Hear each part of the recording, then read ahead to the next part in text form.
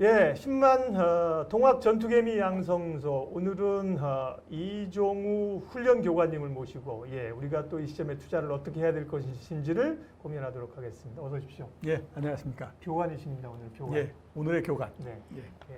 저는 작전장교 예민수고요. 예. 네. 장효연 앵커는 직급이 뭐죠? 저는 보좌관입니다. 작전 보좌관. 네. 네. 보좌관이라고 하기엔 너무 공주빌로 오셔서 네. 공주병이 있는 보좌관이에요. 네. 다음 주에는 이제 밀리터리 룩으로 가까이 준비해 오겠습니다. 와주십시오. 네. 예.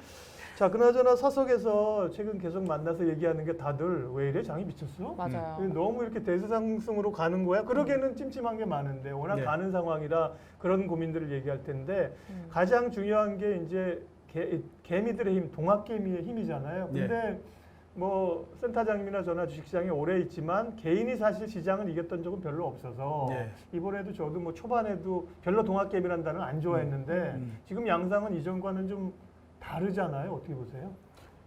조금 다르기는 하죠. 네. 그 외국인하고 기관 투자자가 특히 외국인이 이렇게 이제 지속적으로 팔았음에도 불구하고 개인 투자자들의 힘으로 주가를 이만큼 이제 끌어올렸다라고 하는 것도 상당히 이제 그 옛날에 볼 수 없었던 그런 형태다라고 봐야 되는데 우선 이제 우리가 얘기가 나왔으니까 최근에 그 개인 투자자들 이런 부분들을 이제 어떻게 우리가 규정을 지을 것인가 하는 것들부터 한번 생각을 해볼 필요가 있는데요.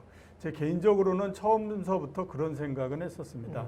그러니까 이게 우리가 이제 개인 투자자가 주식시장에 들어왔던 거를 보면 1989년도 이전까지 들어왔던 한 2년 동안에 걸쳐서 들어왔던 사람들이 있고요. 그 다음에 이제 80년 쭉 넘어서 99년과 2000년도에 한번 들어왔던 사람들이 있습니다. 그리고 이제 없다가 이번에 이제 들어온 거죠. 꺼졌을 때 한번 들어오는 건가요? 예, 그렇죠. 그러니까 이제 그때에 따라서 상당히 다른데 말씀드렸던 것처럼 89년도에 들어왔던 사람은 삼조 대왕이 돼서 그 들어왔고 그게 어떻게 생각하면 우리나라에서 처음으로 개인 투자자가 정말로 하나의 세력을 만드는 그런 과정이었다라고 볼 수가 있죠. 그 다음에 이제 두 번째 2000년도 같은 경우에는 외환위기가 난 다음에 주가가 굉장히 많이 내려갔다가 그 다음에 이제 들어왔던 이 세력들인데 그 동력이 됐던 것 중에 하나는 물론 주가가 280에서부터 1050까지 8개월 만에 올라갔던 것도 하나 있고 두 번째는 그 이전에 우리나라 금리가 처음으로 한 자릿수가 됐죠. 그렇게 되다 보니까 금융자산이 유동화되면서 왔던 그런 부분들이 있었고요. 그 다음에 이번이 이제 처음이다라고 보입니다. 그러니까 이번이 처음이다라고 하는 얘기는 뭐냐면 이 들어온 사람들이 굉장히 스마트하게 새로운 사람들이 들어왔기 때문에 행동 자체도 굉장히 다를 수 있다. 이렇게 이제 볼 수 있는 거죠. 그리고 행동 양식이 다른 것 자체가 이번에 들어오는 사람들은 옛날에 있었던 옛날서부터 있었던 그 개인 투자자들에 비해서는 학습의 능력이 훨씬 더 뛰어났다. 이런 생각이 많이 듭니다. 이제 그렇게 되다 보니까 지금 같은 경우에 우리가 과거에 이제 보면 이렇게 외국인들이 계속해서 주식을 내다 팔고 뭐하고 이렇게 되면 주가가 떨어지고 이렇게 해야 되는데 이게 아주 새로운 사람들이 들어오다 보니까 옛날하고는 패턴이 잘 안 맞는 형태로서 계속 진행이 되고 있는 그런 형태로서 지금 주가가 올라가고 있는. 규모 그러니까 물론 그 당시랑 지금이랑 유동성이 다를 텐데 우리가 이제 비교를 해보더라도 그 소위 이제 개인 투자자들의 힘, 파워, 이 규모, 자금의 규모도 이전보다 큰 거 아닌가요? 절대 액수면으로서는 크죠. 뭐 예탁금 45조. 네, 그렇죠. 그래 제일 이제 그 규모면으로서 볼 수 있는 게 예탁금이니까 그게 이제 45조 정도 되면 굉장히 큰 액수이거든요. 그렇기 때문에 규모면으로 보게 되면 굉장히 크고요. 대신에 그 우리가 비교해서 볼 수 있는 거 있잖아요. 그러니까 뭐 시가총액 대비해서 이렇게 보면 그렇게 보면 그거는 또 그렇게 굉장히 크게 차이가 나지는 않습니다. 왜냐하면 그 이제 90년대 이럴 때에도 주식 시장이 한참 좋아지게 되면 그 당시에 그 예탁금이나 이런 게 3조를 좀 넘는 형태였었거든요. 그때 우리나라의 시가총액이 100조 정도였으니까 대략 3.5% 정도가 되잖아요. 시가총액 대비해서. 근데 이번 같은 경우에 이제 45조 이렇게 되면 우리나라의 시가총액이 제일 처음 시작할 때 1200조 정도에서부터 시작을 했었으니까 그렇게 보면 한 4% 이렇게 정도 되잖아요. 그러니까 비교적인 관점에서 봤을 때는 그렇게 이제 옛날에 비해서 크게 차이가 난다라고 볼 수는 없지만 절대 액수면에서 봤을 때는 굉장히 크다라고 볼 수가 있는 네. 거죠. 이렇게 뭐 개미들이 힘을 막 발휘하고 있잖아요. 32조 원을 사는 동안. 네. 근데 또 눈여겨봐야 될 게 외국인이란 기관은 계속해서 팔아서 네, 그렇죠. 34조 원을 네. 팔아치웠어요. 너무 많이 엇갈리죠. 그렇죠. 우선 이제 기관 투자자가 왜 팔았냐라고 생각해 보면 네. 기관 투자자가 판 거를 가지고 이제 그 개인 투자자들이 주식을 어느 정도 샀다라고 봐야 되죠. 그리고 기관 투자자들에 맡겼던 그 돈을 회수해 오려고 하는 거는 생각해 보면 당연하다라는 생각이 들어요. 왜 그러냐면 돈을 맡겨놓고 있을 때는 수익을 좀 내달라고 얘기를 했던 거였거든요. 근데 여태까지 보면 그다지 수익을 많이 냈던 경우는 별로 없잖아요. 네. 이 주가가 올라갈 때 그 올라가는 거에 편승해서 어느 정도 이익을 낸 부분들은 있지만 그거는 뭐 기관 투자자가 아니라고 하더라도 누구나 다 할 수 있는 거니까 그렇게 크게 거기에 대해서 많은 점수를 받거나 이르기는 어려운 형태였고 근데 그런 대신에 보면 수수료는 또 물어야 되니까 개인 투자자 입장에서 봤을 때는 과연 수수료를 물어가면서까지 그렇게 해야 할 일이 있을까라는 생각을 할 수밖에 없고 또 하나는 이제 우리가 가장 크게 개인 투자자들이 아마 실망한 부분 중에 하나는 주가가 굉장히 많이 올라가서 그 다음에 이제 이제는 뭐가 되는가 보다라고 해서 개인 투자자들이 기관에 돈을 많이 맡기면서 펀드를 많이 사고 했을 때에서부터 보면 굉장히 주가가 떨어져서 여러 사람들을 굉장히 많이 실망을 시켰거든요. 그러니까 이제 그런 것들이 오랜 시간 동안 쌓이다 보니까 이제 더 이상 저거를 믿고는 못하겠다 이런 생각이 들어서 이번 같은 경우에 이제 기관 투자자들한테 맡겨놓고 그랬던 부분들을 어느 정도는 이제 회수해서 본인들이 직접 이렇게 이제 그 투자에 들어가는 형태가 된 거고요. 네. 그 다음에 이제 외국인들 같은 경우에는 이번에 많은 주식을 내다 팔고 그런 거는 외환위기 때 기억이 있기 때문에 그렇습니다. 그러니까 외환위기 때 이제 어떻게 그랬었냐면 그러니까 리먼 브로더스가 망하고 난 다음에 가장 대표적인 단적인 예를 보면 리먼 브로더스가 망하고 난 다음에 청산하지 않습니까? 청산을 해가지고 보니까 200억 달러 정도의 미국 국채가 남아 있었어요. 이게 그 리먼의 그 자산 속에. 그러니까 이걸 조사하는 사람이 봤을 때는 굉장히 이상하잖아요. 이렇게 많은 거를 왜 그대로 놔둔 상태에서 파산이 돼버렸을까? 이런 이제 그 생각을 했죠. 근데 그 해답으로서 얻은 게 뭐냐면 굉장히 어려운 시점이 되게 되면 서로가 서로를 못 믿기 때문에 돈을 안 빌려준다. 그리고 뭐 금이나 이런 것들을 시장에다 내다 팔아가지고 이걸 현금화시킬 수 있을 때까지 시간도 허용되지 않는다. 일단 팔 수 있는 주식을 판다. 그렇기 때문에 이번 같은 경우에 코로나19로 해서 시작하면서부터 현금화될 수 있는 걸 빨리 챙긴다라고 하는 게 된 거죠. 그게 이제 미국 같은 데에서는 뭐 이게 그 회사채를 팔고 이렇게 해서 나가기 시작을 했던 거고 그 다음에 원자재 시장 이런 데에서는 금을 내다 팔아버리는 거고요. 그 다음에 세계 시장 전체에서는 이머징 마켓에서 팔 수 있는 것들을 팔아버리면서 가는 거죠. 그러면서 이제 그게 이제 한국 시장이 돼서 외국인들이 내다 팔고 그러면서 이제 빠지고 그 틈새를 이게 이제 개인 투자자들이 메꿔가고 이런 형태로서 진행이 된 거죠. 정리하면 외국인은 위험하니까 일단 내다 팔 수 있는 걸 판다. 기관들은 개인 투자자들이 소위 이제 동학개미들이 관구는 못 믿겠다. 우리가 직접 하겠다. 돈을 빼니까 돈이 없고 투자할 데가 없고 그래서 이제 힘의 구조가 그렇게 나타난 건데요. 근데 우리나라뿐만 아니라 미국도 그렇고 최근에 뭐 미국도 개인 투자자들이 그렇게 힘을 발휘하고 있다고 들었는데 그게 사실인가요? 미국도 구조가 그런가요? 네. 미국도 어느 정도 개인 투자자들이 옛날보다는 역할을 좀 더 하고 있는데 근데 미국 같은 거는 직접 투자의 비중이라고 하는 것이 워낙 낮습니다.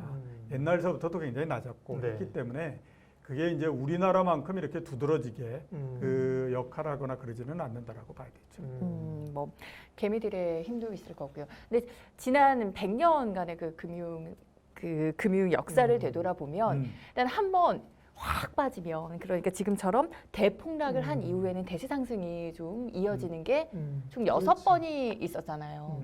근데 지금 뭐 몇 번으로 규정 짓냐에 따라 다르겠지만 아까 이제 뭐 한 서너 차례 자금 들어온 거 말씀하셨고. 네, 코로나19 이후에 좀 지금 이렇게 사실 저는 빨리 올라올 줄 몰랐어요. 우리도 몰랐어요. 아셨어요? 그러니까 저는 어느 정도는 예상을 했었어요. 역시 전문가. 그래서 이게 대세 상승 시점에 좀 서 있는 게 아닌가 그런 생각이 드는데 아까 우리 박사님이 말씀해 주셨지만 좀 찜찜한 것도 있고 사실 변수도 있긴 하잖아요. 그렇죠.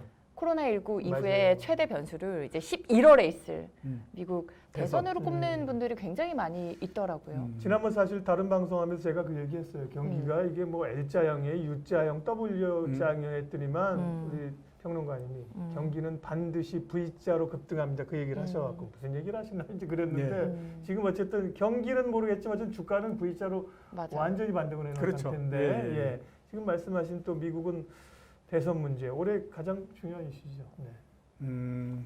대선 문제가 중요하다고 생각하기 때문에 중요한 것 같이 보이는 거죠. 중요하다고 생각하기 때문에 중요한 것처럼 보입니다. 예. 중요해서 중요하게 이게 보이는 게 아니에요. 아니라. 그렇죠. 제가 작년 말에 많이 했던 얘기 중에 하나가 뭐냐면 우리는 너무 슈퍼맨 신드롬에 지금 젖어 있는 상태다. 근데 슈퍼맨이 정말로 슈퍼맨일까 하는 것에 대해서는 좀 그 생각을 해봐야 된다라는 얘기를 많이 했었는데요.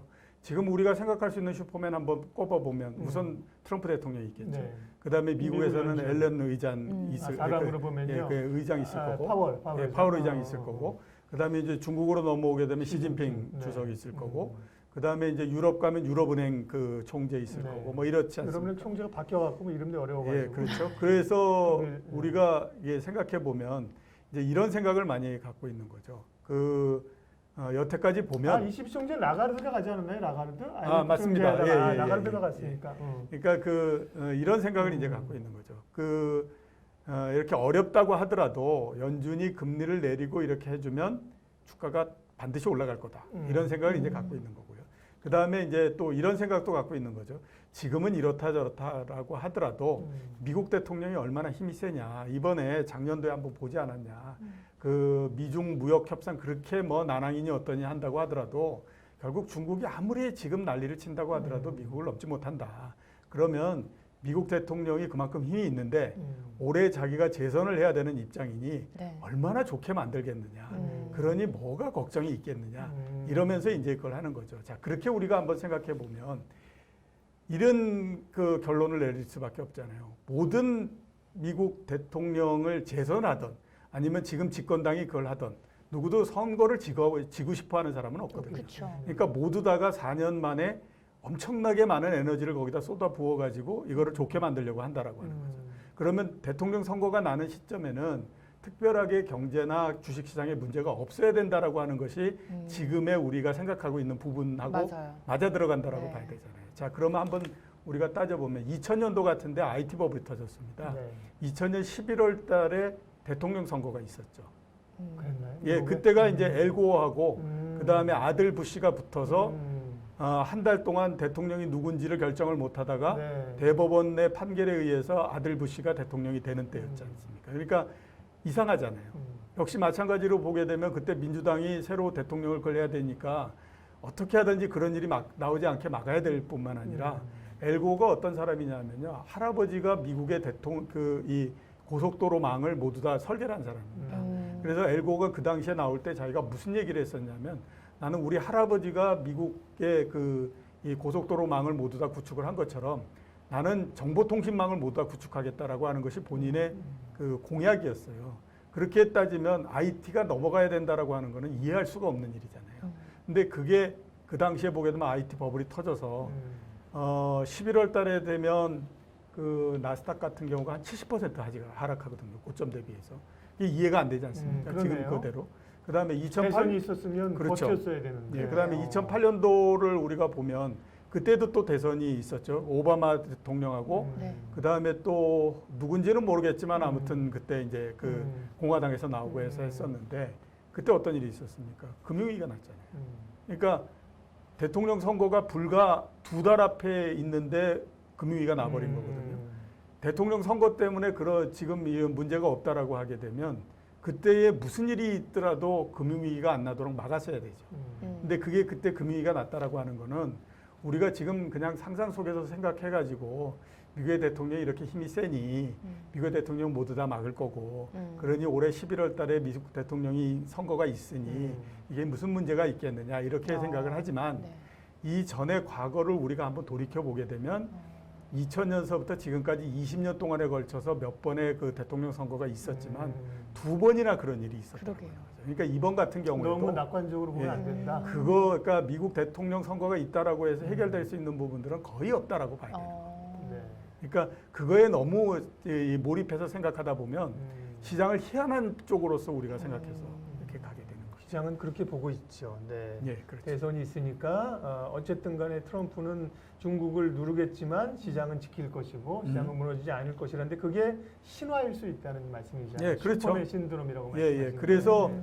지금도 많이 하는 얘기가 그런 얘기 많이 하죠. 음. 그 트럼프 대통령이 대통령 돼야 되는데 주가를 올려야 되고 뭐 이런 얘기 많이 하지 않습니까? 네. 그게 그렇게 될지는 제가 봤을 때는 뭐 시간이 가봐야 되지만 그것 때문에 이게 뭐가 움직인다. 이거는 좀 아니다. 트럼프는 예. 슈퍼맨이 될 수 없다. 예, 그렇죠. 음. 예. 트럼프도 한 사람의 사람일 뿐이지 그렇죠. 트럼프가 신이나 그 슈퍼맨은 아니거든요. 슈퍼맨은 아니지 뭐. 좀 악당급이지 뭐. 캐릭터가 뭔지 잘 모르겠으나. 네. 그리고 주가는 근데 어쨌든 너무 굉장히 빠르게 올라온다. 네. 당혹스럽게 올라오는 상황인데 문제는 이제 경기 지표를 어떻게 할 거냐. 네. 앞으로 확인하게 될 경기 지표를 뭐 미국의 고용 지표뿐만 아니라 2분기에는 분명히 안 좋은 지표들을 우리 수출 지표도 그렇고 받아들일 거 아니에요. 예, 그렇죠. 근데 그 부분은 시장은 도대체 무슨 생각을 하고 이렇게 주가는 달려가는 경제 거고? 지표가 좋게 나올 거라고 생각하는 사람은 지금 거의 별로 그렇죠. 없다라고 네. 봐야 되니까 네. 경제 지표는 그다지 중요한 좋게 변수는 안 나올 아닌가요? 거고 중요한 변수는 아니지만 이렇게는 될 수 있죠. 주가가 가다가 이제 자기 한계에 부딪혀서 떨어지기 시작하면 떨어지는 이유가 뭐냐라고 하는 거를 이제 사람들은 얘기를 해야 되잖아요. 그 이유가 그 경기가 나빠서다 이렇게 포장할 수는 있어도 경기가 그 나쁘기 때문에 주가가 떨어진다 이게 등치돼서 나오는 건 아니라고 봐야 되죠. 자 이제 그 우리가 지금 이제 생각해 봐야 될 거는 지금 주가가 움직이는 건 세 개의 전제하에서 움직이고 있는 겁니다. 예. 하나는 뭐냐면 앞에 제가 말씀하셨던 것처럼 경기는 V자 형태로서 반등한다라고 하는 거고요. 네. 두 번째는 코로나19 이전과 코로나19 이후의 세상은 다르다라고 하는 거고 세 번째는 하반기가 되면 코로나19는 반드시 잡히고 잠잠해진다. 이런 전제가. 겁니다. 예, 예. 근데 제가 생각했을 때 첫 번째 전제는 틀림없이 맞습니다. V자 형태의 반등은 틀림없이 옵니다. 그것도 대충 보게 되면 한 3분기 중반 이 정도부터 오기 때문에 그걸 지금 다 땡겨서 이렇게 지금 쓰고 있는 거거든요. 코로나19 이전과 코로나19 이후의 세상은 다르다. 네. 정말 다를까요? 어떻게 생각하십니까? 다를 것 같은데. 저도 다를 것 저는 같습니다. 이미 달라지고 있지 달라지고 않나 이런 있는 생각을 것 하고 같고. 있거든요. 제가 보기에는 달라지지 않습니다. 어. 세상은 그렇게 쉽게 달라지지 않기 때문에요. 크게 달라지지 않죠. 그냥 예를 들어서 우리가 한번 생각해 보면요. 지금으로부터 한 30년 전 정도 따져보면 그때가 처음으로 이제 컴퓨터가 PC라고 하는 것이 보급되면서 이 세상이 이제 그걸 하거든요. 그리고 30년 정도 지나면 지금은 사람들이 자기 손에다가 컴퓨터를 들고 다니는 거잖아요. 핸드폰을. 그러니까 30년 전과 지금만을 끊어서 우리가 보게 되면 와 세상은 이렇게 엄청나게 바뀌었네. 이렇게 이제 볼 수 있지만 중간에 오는 과정 속에서는 사람들을 그거는 인식하지 못합니다. 그러니까 지금 많이들 얘기하는 게 뭐냐면 뭐 언택트가 되고 네. 뭐 이런 얘기 많이 하잖아요. 그거는 기술의 발전 과정에서 자연스럽게 오는 과정이지.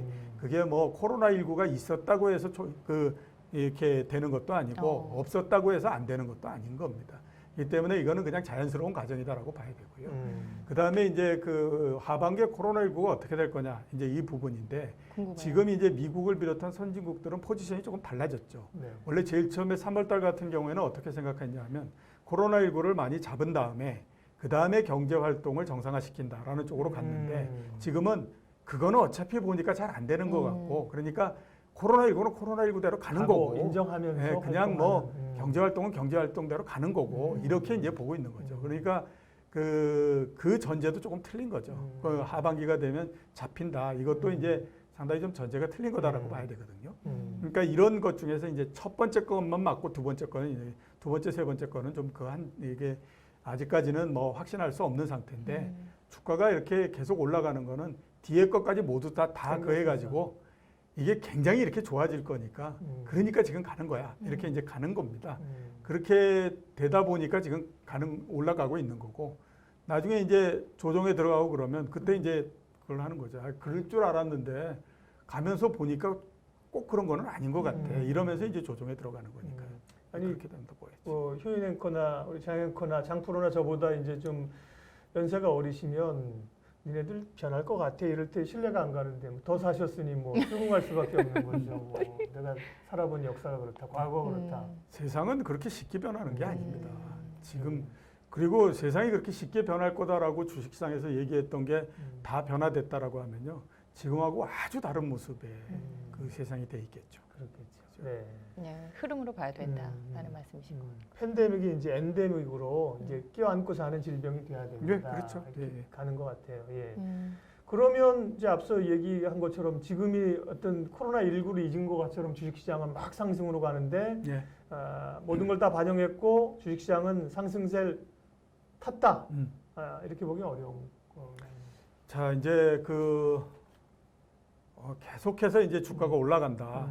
이렇게 보는 거는 또 지금에서 보게 되면 너무 또 심한 그 전망이다 이렇게 볼 수가 있죠. 지나고 보면 예. 2달 전에 우리가 1430까지 떨어진 다음에 마크 할 때 떨어질 때 어떤 얘기들을 했습니까? 네. 무슨 뭐 1100까지 맞아요. 내려간다. 무너진다. 예, 그다음에 네. 무슨 뭐 1930년 이래에 뭐 최대의 100년 공황이 만에 온다. 맞아요. 뭐 온갖 얘기들이 다 했었잖아요. 네. 그때 그래서 제가 얘기했던 거는 뭐냐면 대공황이라는 얘기를 그렇게 쉽게 하지 마라. 그게 그렇게 쉽게 오는 게 아니다. 이런 그거 했었는데 지금 이제 2달 정도 지나서 주가가 올라가니까 막 이제는 뭐 이제 사상 최고치를 넘는 거는 미국 상기 사상 최고치를 넘는 건 이건 당연한 거고 이제 한번 크게 조정을 했으니 앞으로 계속해서 올라가고 막 이제 이런 얘기들을 지금 하고 있는 거거든요. 근데 그 또한 그렇게 쉽지는 않다라고 봐야 됩니다. 자, 이제 예를 들어서 우리가 한번 보게 되면요. 97년도 11월 달에 우리에서 외환위기가 나지 않습니까? 외환위기가 난 다음에 주가가 97년 11월 외환위기는 잘 모르시죠? 알고 있습니다. 알고 있어요? 외환위기라는 건 아시죠? 네.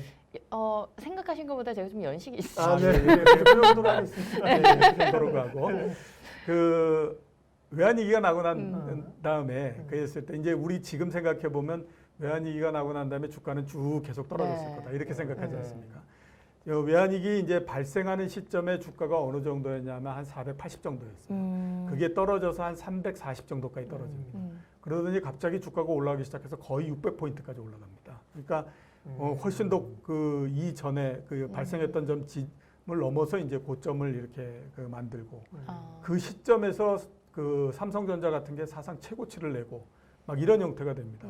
그러니까 이해를 할 수가 없는 거죠. 그 당시도 그랬구나. 예, 그러니까 이게 도대체 무슨 일이냐 이렇게 이제 된 거죠. 그리고 그 상승 이런 것들을 2달, 3달, 2달 정도 상승을 하고 3달 정도를 옆으로 갔다가 그 다음에 내려오기 시작해서 진짜로 완전 바닥은 그 이후에 떨어지면서 만들어져 버리는 형태가 나왔죠.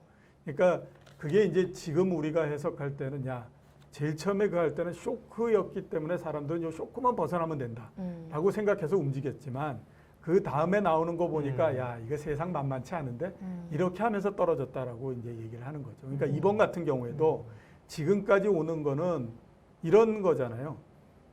그동안에 아무튼 그 11년 동안 미국 같은 경우에 보면 금리를 내리고 그다음에 양적 완화를 통해서 유동성을 굉장히 많이 공급하고 그러면 주가가 예외 없이 오르더라. 근데 이번 같은 경우에 보면 코로나19가 제일 처음에 발생을 했을 때 금리를 엄청나게 내리고 유동성을 엄청나게 풀었으니 이번도 올라가는 건 당연해. 이러면서 이제 가고 있는 거죠. 그리고 그 힘으로 지금 이제 쭉 올라가고 이렇게 한 거거든요.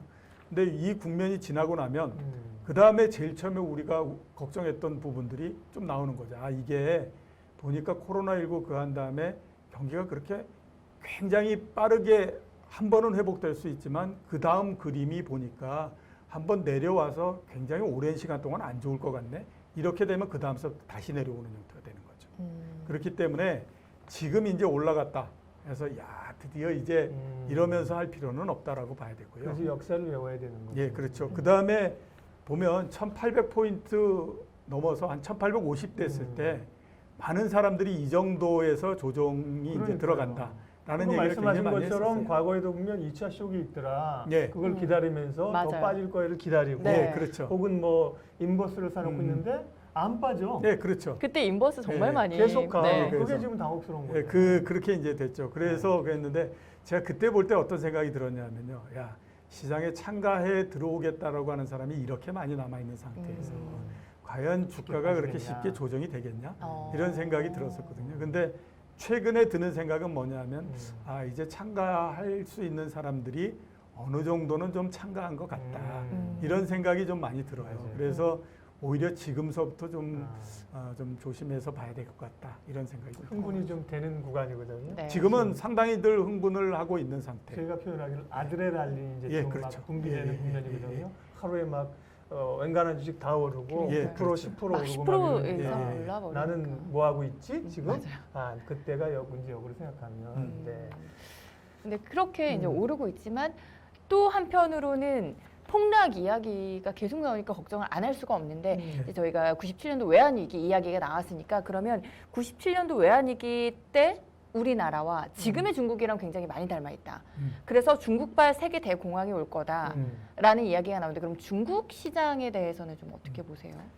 한 나라가 위기가 발생하고 거기에서 한 단계 더 나가서 공황이 오고 이러는 게 우리가 그냥 얘기하기는 쉬워도요. 그게 그렇게 쉽게 발생하는 게 아닙니다.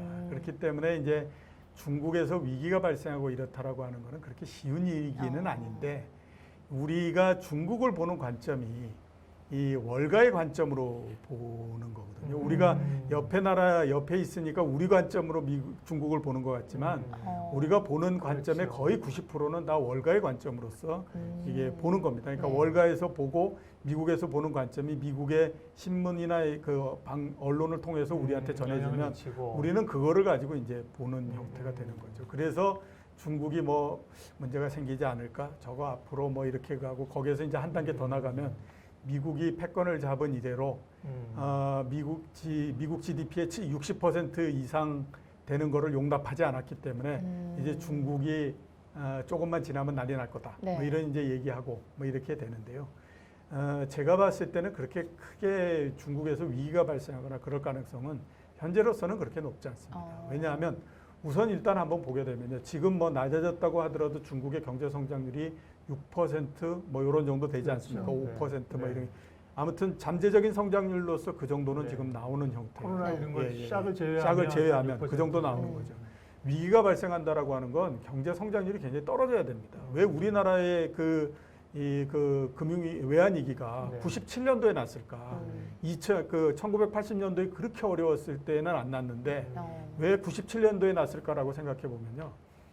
80년대 이럴 때는 경제 성장이 높았기 때문에 성장이 높게 되면 그 나라 내부에서 어떤 문제가 생긴다라고 하더라도 너무 빠른 경제 성장이 이루어지기 때문에 그게 어느 정도 희석돼 버리기 때문에 위기가 발생하지 않는 네. 겁니다. 근데 이제 97년도 같은 경우가 되면 이미 우리나라의 경제 성장률이 4%대로서 떨어져 버린 상태거든요. 그러니까 이게 견디지를 못하는 형태가 되죠. 지금 중국 경제 성장률이 6% 이렇게 된다라고 하는 거는 중국 내부에서 어떤 문제가 생긴다라고 하더라도 그걸 충분히 희석시킬 수 있을 만큼의 힘이 있는 그런 상태이기 때문에 여기에서 뭐 특별하게 그냥 갑자기 넘어가 버린다든가 이러기는 어렵다라고 봐야 되고요. 그다음에 이제 두 번째로 많이 얘기하는 것이 이제 부실이 많이 생기고 뭐 이런 얘기 하잖아요. 그 얘기가 벌써 5년 전서부터 나왔습니다. 그래서 중국이 시진핑 주석이 제일 처음에 주석이 되면서부터 그런 것들을 방지하기 위해서 경제를 성장을 높이는 것보다는 안정화 쪽으로서 맞아요. 계속 네. 갔잖아요. 그러니까 그래서 그 비율이 지금 계속해서 내려오고 있는 상태라고 봐야 되거든요. 그리고 중국의 은행 구조를 한번 보면 중국의 굉장히 큰 5개 은행이 모두 다 중국 정부가 가지고 있는 이 주식의 비중, 지분이 사실 정부은행이라고 봐야 그렇죠. 되겠구나. 적으면 70%, 많으면 90%예요. 그러니까 이건 정부가 그걸 소유하고 있는 거예요. 금융 시스템이 자체적으로 무너지지 않는다. 예, 그렇죠. 그렇기 때문에 그런 부분도 있고, 그다음에 또 뭐라고 하더라도 외환보유가 3조 달러가 넘는 형태지 않습니까? 외환보유가 많다라고 하는 거는 어떤 상황이 발생을 했을 때 거기에 대해서 대응을 할 수 있는 능력을 갖고 있다라고 봐야 되는 거거든요. 예. 그러니까 그런 면은 우리가 전부 다 이렇게 총괄해서 한번 보게 되면 말하기는 이제 우리가 굉장히 쉬워서 중국이 위기가 발생을 하고 그에 따라서 공황이 오고 이런 얘기를 하지만 현실적으로 그럴 가능성은 그렇게 높지 않다. 이렇게 이제 봐야 됩니다. 알겠습니다.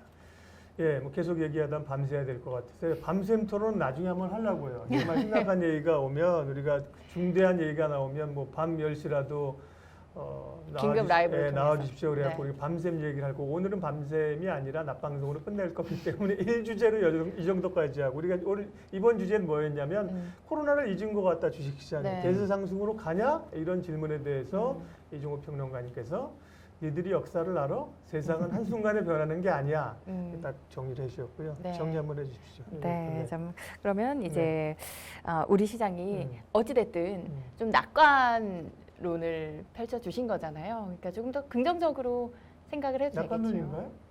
조심론은 그냥 중립적으로 가는데 지금 국면에서는 조금 조심할 조심은 필요가 있다. 저는 워낙에 이제 비관론자라고 이야기를 들었기 때문에 제가 생각했던 것보다는 좀 긍정적인 답변을 주셨는데 일단은 주식시장에서는 조금 조심해야 되고. 그 전에 확 폭락하고 그럴 때는 다들 두려움이 있을 때는 겁먹지 말자고 얘기하셨었죠. 지금은 오히려 조금 그렇죠. 흥분하니까 지금은 조심하자. 너무 좀 시장이 좀 흥분 단계에 들어간 것 같다라는 생각이 들어서 그 조금 좀 컴다운을 할 필요가 있겠다라는 생각이 좀 들었습니다. 네. 컴다운 하시는 과정에 또 저희 방송 함께 하시면 철저하게 또 준비가 되고 대비가 가능한 거니까 계속해서 저희 방송 함께 해주시면서 너무 좋은 이야기를 오늘 해주셔가지고 저도 같이 공부가 많이 된 것 같고요. 진심입니까? 아이 진심입니다. 네.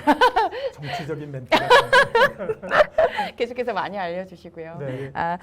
동학 초보 개미분들 함께 하실 텐데 동학 전투 개미가 되는 그날까지 저희 방송 많이 함께 해주시고요. 저희는 또 더 좋은 방송으로 인사드릴게요. 구독 그리고 좋아요 꼭 눌러주세요. 고맙습니다. 눌러주세요.